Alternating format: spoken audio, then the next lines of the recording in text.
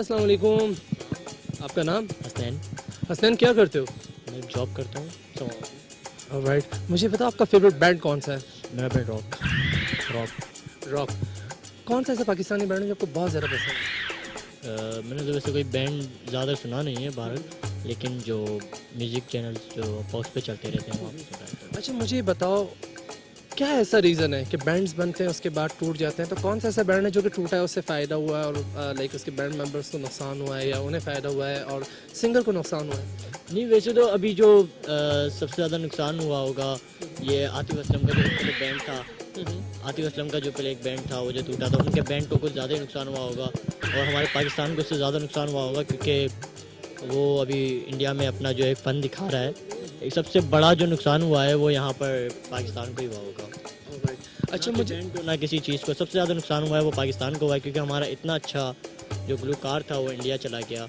सबसे पहली बार राहत फ़तेह अली ख़ान जो हमारा यहाँ का इतना बेहतरीन गुलूकार है वो आज इंडिया में पॉपुलर हुआ है। क्यों? नहीं, तो उसके इशूज सी उसके हसन उसका इशू ये भी तो है यार कि लाइक हमारे यहाँ वो प्रमोशंस नहीं मिलती। मैं वही सारा मुद्दा वहीं पर जाता है ना कि उसको सिर्फ प्रमोशन नहीं मिल रहा, उसे वो पैसा नहीं मिल रहा, उसके फ़न का उसे पैसा नहीं मिल रहा जो उसे चाहिए, जो उसके अखराजात हैं। सबसे बड़ी यहाँ की महंगाई इतनी है। तो आपको क्या ऐसी वजह लगती है कि जो बैंड्स टूट जाते हैं, क्या उसका रीज़न है कि वो टूट जाते हैं, नहीं इतना चल पाता? आज यहाँ पर जो पाकिस्तान की सिचुएशन ये है कि सबसे पहली बात आती है महंगाई के ऊपर। नहीं, इसका महंगाई से देखें, में रिलेशन है इसका महंगाई के ऊपर।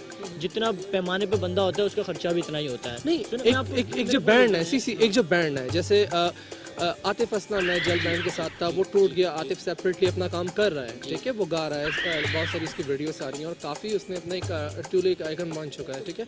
तो उस हवाले से आप क्या कहना चाहोगे कि जल बैंड को उसमें जो लॉस, तो क्या रीजंस हो सकते हैं इन दोनों के बिटवीन? रीज़न्स ये होगा कि जहाँ तक मेरा ख्यालात हैं, इसका रीज़न ये होगा कि इस ज़माने में हर कोई अपने से बढ़कर चाह रहा है कि ये है तो इसकी जगह मैं आ जाऊँ। मतलब उससे वो शोहरत नहीं मिलती। अगर जैसे कि मैं हूँ तो मुझसे जेलस करने वाला बहुत होगा।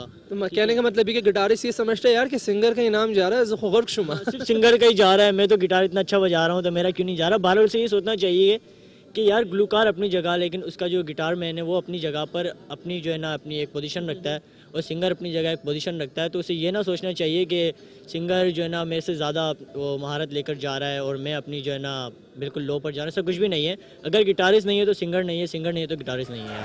और हाँ, अच्छा मुझे ये बताओ, आरो बैंड को सुना है? नहीं यार। फारूक ना कहो, हाँ ना कहो, ठीक। राग नीला। जी। हमारे यहाँ कॉन्सेप्ट ये है हसनैन कि जब तक हम पे पड़ोसी मुल्क की स्टैम्प नहीं लगती, हम उस बंदे को कहते हैं यार भाड़ में जाए, गर्द दिशी, हम नहीं मानते इस देखा ना उस पर स्टैम्प क्यों लग रही है बाहर मुल्क की। तो हम लगा रहे हैं, हम आप और मुझ जैसा लगा रहा है, क्योंकि हम उन्हें देखते हैं, हम पड़ोसियों को ज़्यादा एडमायर करते हैं। किसी के लिए क्या कर सकते हैं? अच्छा, हम किसी के लिए, हम सिर्फ एक पब्लिक है, हम उसको वोटर बन सकते हैं या फिर हम उसको एक जो है ना उठा सकते हैं और कुछ भी नहीं कर सकते, ठीक है ना। उससे असल चीज़ चाहिए उठाने वाला। अगर उठाने वाला कौन है? यहाँ पर कोई नहीं है। इसे यहाँ पर कोई हाथ नहीं पकड़ता, हर कोई अपनी जेब भर रहा है, हर कोई अपना काम कर रहा है। वो चाह रहा है मैं बढ़ जाऊँ, ना कि कोई और।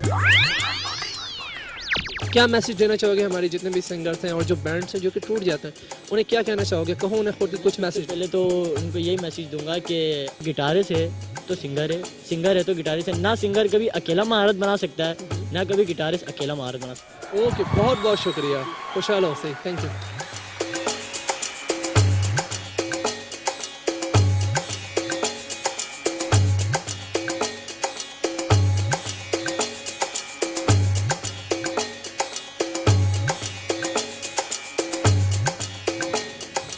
हाँ दोस्तों, तो हम आगे चल रहे हैं, यहाँ कुछ लोग बैठे हैं, चलिए चल के करते हैं उनसे बात। अस्सलाम वालेकुम। वालेकुम सलाम।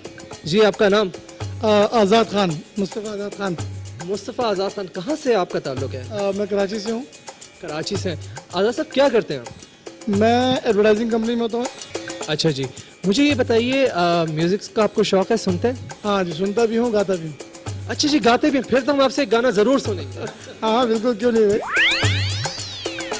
आप क्या समझते हैं, दो मतलब सिंगर और बैंड जब टूट जाता है तो इसमें नुकसान किसका होता है और क्या वजूहत होती हैं? एक्चुअली बात ये है कि ये लोग जब आपस में बैंड बनाते हैं तो उस टाइम में बहुत यूनिटी होती है और जब वो पॉपुलर हो जाता है तो उसका नाम बन जाता है बैंड का।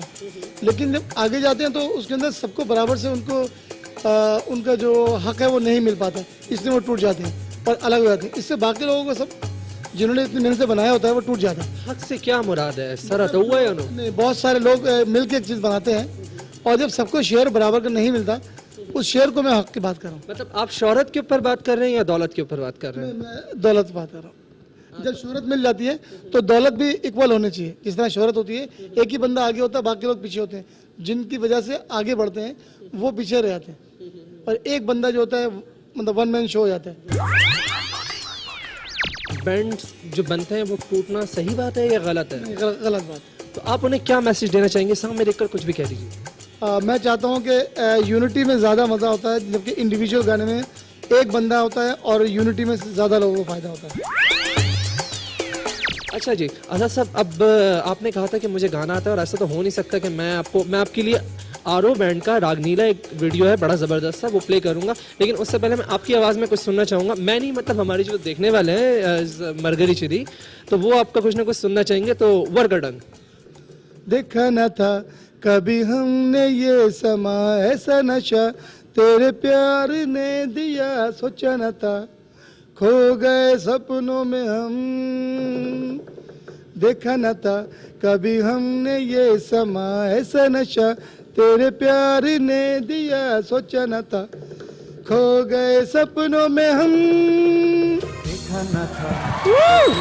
ताली हो जाए यार इनके लिए, तो बहुत सारी जबरदस्त। बहुत बहुत शुक्रिया, बहुत अच्छा लगा आपसे बात करके। Keep enjoy, thank you.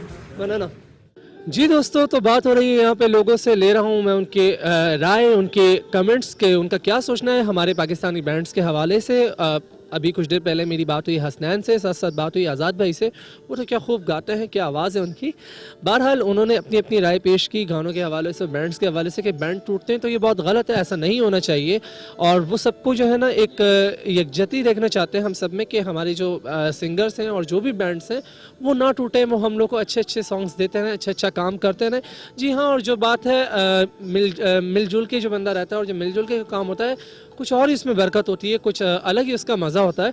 तो मैं भी यही कहना चाहूँगा कि हमारे जो बैंड्स हैं वो ना टूटें और अच्छा अच्छा काम करके हम लोग को अच्छे अच्छे से सॉन्ग्स देते जाएं अपने सारे फैंस को। जी हाँ दोस्तों, तो यहाँ पर हमारे पास एक वीडियो आप लोगों के लिए है आरो बैंड की आवाज़ में। आरो एक बहुत ही ज़बरदस्त सा बैंड है, फारूक भाई उसमें क्या खूब गाते हैं। उनका गाना है रागनीला। तो मैं चाहूँगा आप लोग सब चल कर देखिए रागनीला और वापस आइए।